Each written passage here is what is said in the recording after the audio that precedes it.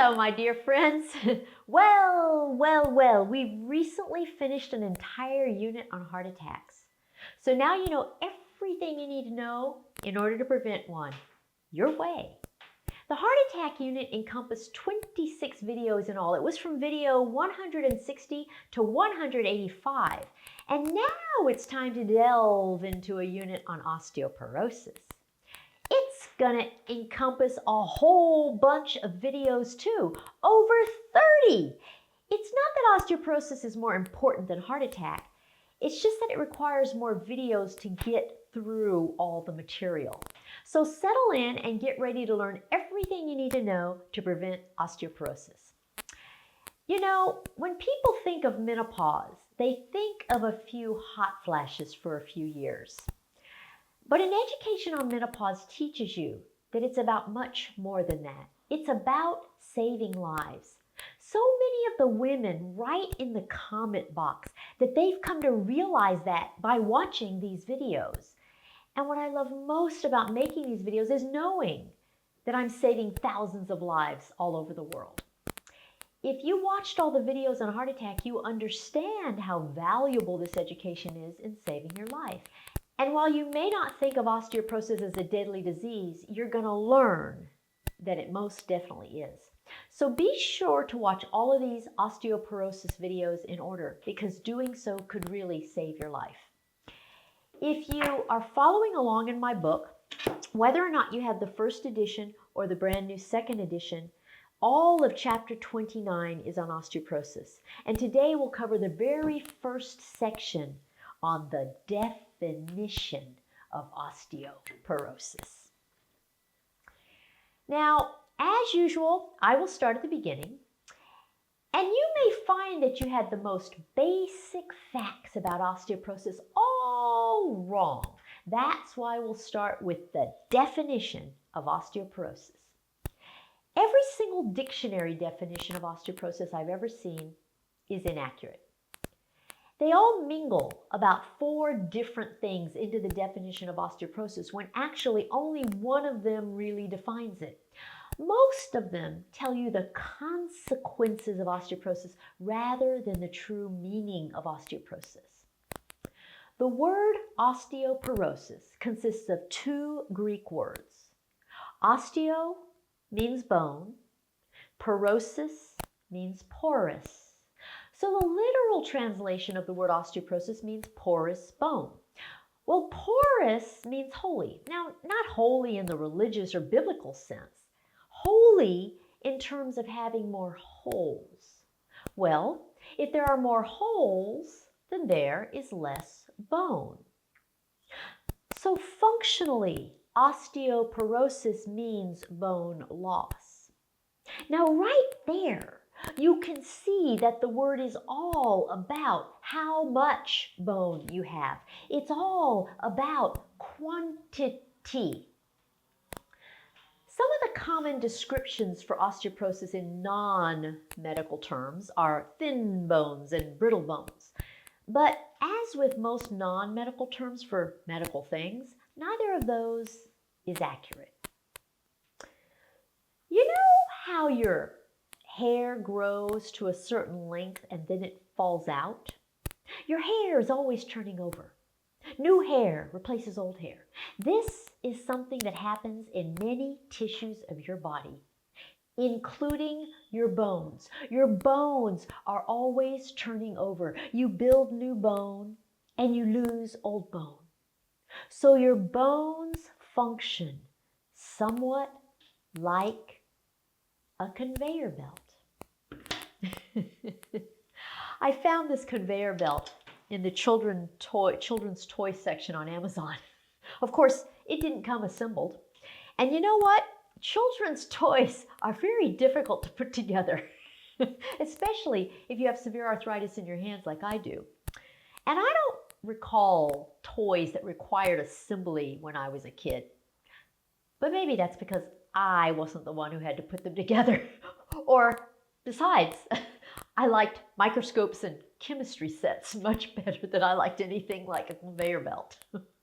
Anyway, this conveyor belt came with a little cart, and it came with fake rocks. I even had to snap together these fake rocks. But then I found these bones and I thought these would be much more apropos for our topic, don't you? So here's how your bone conveyor belt functions.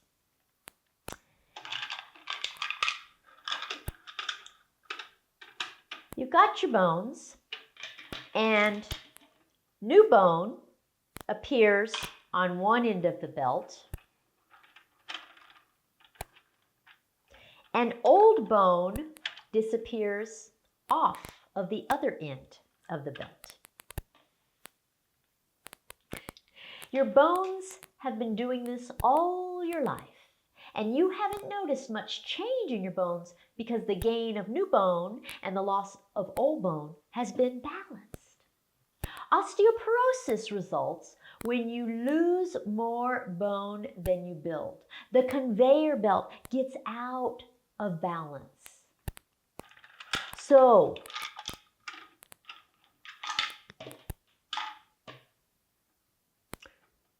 you gain one bone, but you lose a whole lot of bone. And it only requires simple math to see the result. You are left with less bone. The consequences of having less bone than you should have are significant.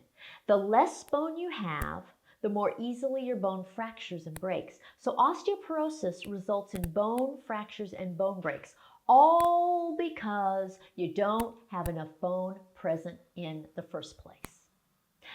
You know how I've taught you that estrogen is critical for many parts of your body? Do you remember the WHAM series of videos? That WHAM means what happens at menopause. This was a series of videos from video 141 to 150. And in all the WHAM videos, I explained how loss of estrogen resulted in so many different problems all over your body. In each video, I grouped the occurrences into themes so that you could see the common threads. I taught you about what dries up at menopause and what shrinks at menopause and what disappears at menopause, etc., etc. And you learned that estrogen loss was the underlying reason for all of what happens at menopause. Well, guess what? Estrogen loss is the culprit for losing bone too. It turns out that your estrogen had a whole lot to do with keeping your bones dense. In fact, estrogen is so critical to maintaining your bone mass that it starts exerting its importance on your bones at puberty. Way back in video 6, I presented a tutorial entitled Puberty in Reverse. In that one, I explained that puberty and menopause are absolute opposites of one another. Puberty is when you start your reproductive life. Menopause is when you end your reproductive life. Puberty is when you start having your periods, and menopause is when you stop having your periods. Well, puberty is also when your bone starts climbing to its peak bone mass. And the very thing that enables it to achieve its peak bone mass is estrogen. So the bone loss you experience at menopause is yet another way in which menopause represents puberty in reverse. You start losing bone. Now, I want you to stop and think about the words I've used thus far to define osteoporosis. I have talked about two things: bone loss and estrogen loss. Those are the only two things that are incorporated within the definition of osteoporosis. You lose your estrogen and it makes you lose bone. When you lose bone, your bone becomes more porous. Pores are open spaces or holes. And the reason the word osteoporosis contains the word porous is because loss of your bone creates more open spaces or holes. This is all about quantity, bone quantity, and bone quantity addresses 70% of your overall bone health. So, normal bone looks like this. An osteoporotic bone looks like this. The open spaces are larger in bone with osteoporosis. It's more porous. Here's a photo of normal bone next to bone with osteoporosis. Do you see how much bigger the holes are in the bone with osteoporosis? Here's another representation. This is normal bone. This is bone with osteoporosis. Look at the difference. Look how much more bone there is here than there is here. See that? I want these things to stick in your head. Now, there are also some words I haven't used in describing osteoporosis. I have said nothing about bone strength, and I have said nothing about calcium. And that's because they are not part of the definition or cause of osteoporosis. This is what I meant when I told you that every dictionary definition I've ever seen of osteoporosis is inaccurate. They all mix up the actual definition of osteoporosis with all sorts of other things that constitute the consequences of osteoporosis. Loss of bone strength is a consequence of osteoporosis, not the definition of osteoporosis, and definitely not the cause of osteoporosis. It's very simple. The less bone you have, the weaker it will be. But that's the effect of osteoporosis, not the cause. And bone strength is determined by calcium, not estrogen. So calcium determines your bone quality. And it accounts for only 30% of your overall bone health. So what you have is a situation in which there are two separate factors that determine your overall bone health: bone quantity and bone quality. But the two differ greatly in their degree of importance for your overall bone health. Quantity accounts for a whopping 70%, whereas quality accounts for only 30%. Estrogen determines your bone quantity, calcium determines your bone quality. Do not confuse the two, because doing so could result in having a fracture or bone break. So if you were to make a chart depicting these differences, it would look like this. And I'll use my two sponges to demonstrate each cell of our chart. So take a look at the chart again and focus only right now on the pink cell. In the pink cell, we have both adequate quantity and adequate quality. That means the bone has adequate estrogen and adequate calcium. So this sponge represents bone that is both plentiful and strong. The holes are very tiny, so it's not very porous. That means there is more bone present. And it's nice and hard. It can withstand a fall without breaking or fracturing. Now, take a look at our chart again and focus on the orange cell. The orange cell represents adequate quantity, but inadequate quality. So it has plenty of estrogen, but not enough calcium. So it still has holes that are very tiny. It's not very porous, but it's weak. It's not strong. It bends and breaks under the pressure of falling. It isn't strong enough to withstand the blow. Now look at our chart and focus on the green cell. The green cell represents inadequate quantity but adequate quality. It has no estrogen but plenty of calcium.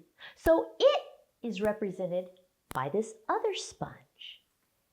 The holes are too big. I can see through them. That's because it's too porous. But it's still strong.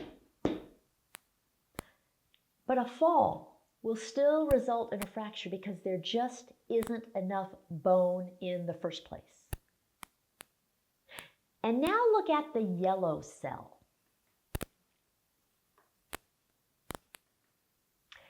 The yellow cell represents bone that has inadequate quantity and inadequate quality. Its holes are too big, and it's also weak. It is deficient in both estrogen and calcium, so it will definitely break or fracture during a fall.